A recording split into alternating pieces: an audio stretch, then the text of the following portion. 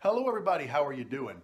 It is Friday, I'm out in the shop. I'm actually off work today. I had a couple of things I had to take care of, get the oil changed in the car, things like that. So I had some time off and I went ahead and took care of that. I have a little bit of time, maybe an hour, hour and a half before I have to go pick the kids up from school. So I just came out to the shop just to kind of goof off. Don't think I'm gonna do much filming except for, maybe updates like this. Because I really am in the learning mode right now. I've got so much to learn on this metal lathe, and I'm going to go back to working on the metal lathe today and just focusing on my kitless pins.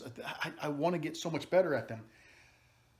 One of the things that I need to research, I want to see if it will make a difference or not, but I'm thinking about a DRO for the lathe. DRO is short for digital readout.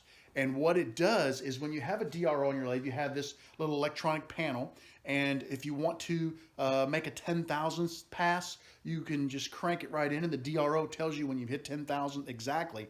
And you can get extremely accurate measurements.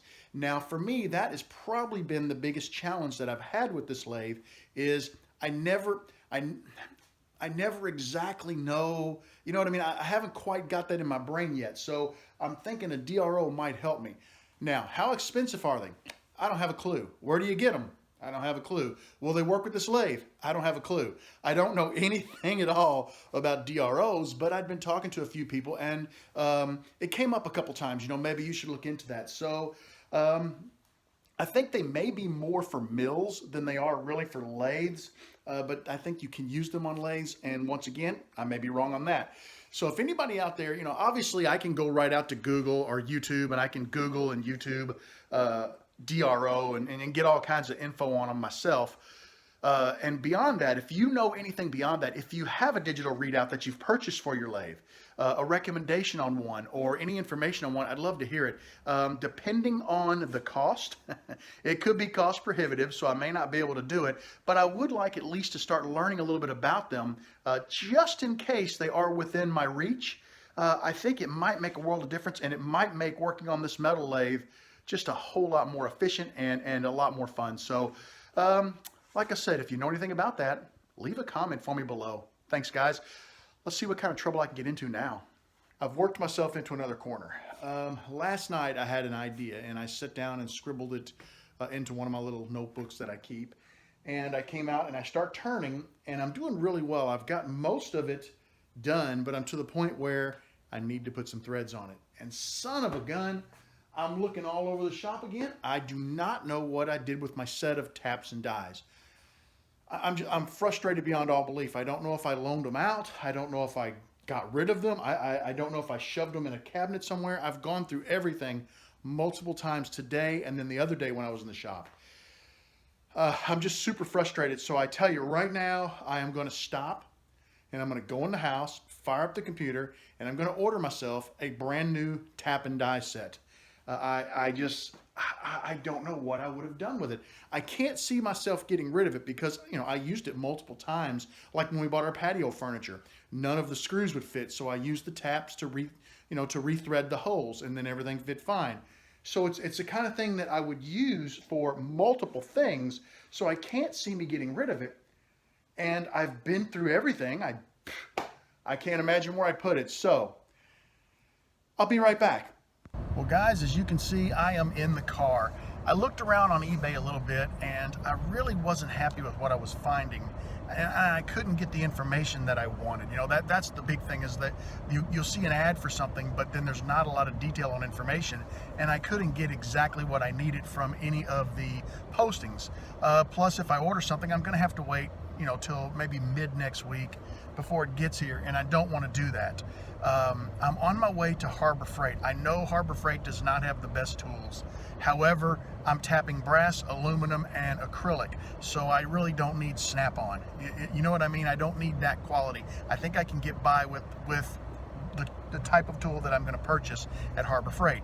Not to mention I have a 20% off coupon that came to my email the other day, and I'll pull that up and, they'll knock 20% off the price. So on my way to Harbor Freight, when I get back, I'll show you what I purchased, and hopefully I have some time this evening to continue with what I was working on. And it's just an experiment and I'm learning and I'm having a great time, but I'll keep you guys updated and I will talk to you again very, very soon.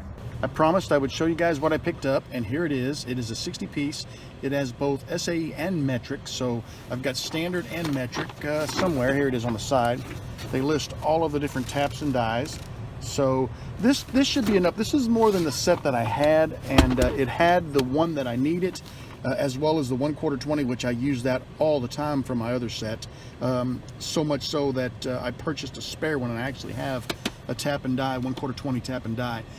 I'm excited to have this. I think it was $35 after the discount, and I got one of those free tools. I don't know if this is any good or not, but this is one of those little headlights. It's only, what, 50 lumens, which is not real bright, but there are times when you just need a little more light on something, and I thought, well, you know, if you make a purchase, you get one of the free tools. I'll give it a try for free. So that's what we've got. We're waiting to pick the kids up at school, then we're going to head back home, and if there's an opportunity to be in the shop tonight, we're going to use one of these to tap the pen part that I've been making.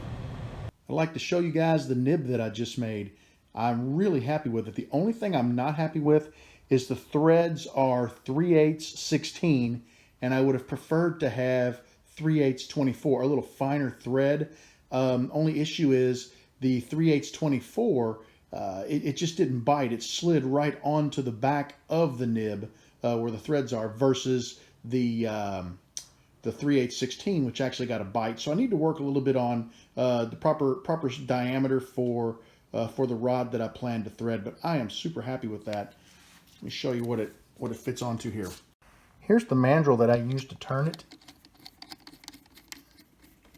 and it's a little bit slippery right now from all of the oil I put on it, the cutting oil. But you know, it fits really nice. I'm thinking what I'm going to do in the future is, this isn't long enough for a pin body, but I'm thinking if I use a longer rod and I stick it back into the collet and take up a lot of the slack, so that I have just enough sticking out to be able to turn this, I can turn the nib, and then I can go ahead and just take the body and just shape it on back, and I should be able to make a pin that way. So I got a lot more practicing to do. And like I said, those threads really stink, but you know, first time out, I'm not going to sweat it too much.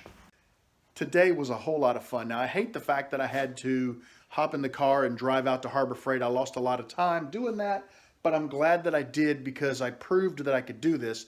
And this is why I bought this lathe, to make my own pins. Now I have a couple of options.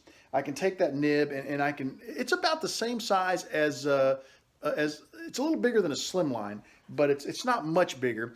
I could make it smaller, number one. Number two, I could go ahead and just turn a body out of aluminum if I wanted. Or the third thing that I could do is I could literally make a tube that threads into. And then basically that tube could be epoxied into a wood blank or an acrylic blank and turned down. Or I could even take an acrylic blank, thread it, or tap it and thread that right in. So I got a lot of options. What am I going to do? I couldn't tell you right now. I honestly don't know. Well, I do know. I'm going to make a bunch more nibs. I'm going to practice, because the only way to get better at them, and I took some really good notes over here on what I did. So next time I come out to the shop, we'll start with those notes, and we're going to make another nib, and we'll refine those notes just a little bit each time until I can make a repeatable quality nib. And that's what I'm after. And once I can do that, then it's time to start thinking about the body of the pin, or you know, whether I want to go with a tube or a body, or how I want to handle that. So thanks a lot for hanging out with me, guys. It was a great time in the shop today. I'm calling it quits. I'm going to go in the house and visit with the family, have a little dinner, and just see what's coming up this weekend, because we got a lot of fun stuff happening family-wise for the weekend, and I'm pretty excited about that. Thanks for hanging out with me. Have a great evening, and I hope to see you again really soon. Hopefully more this weekend.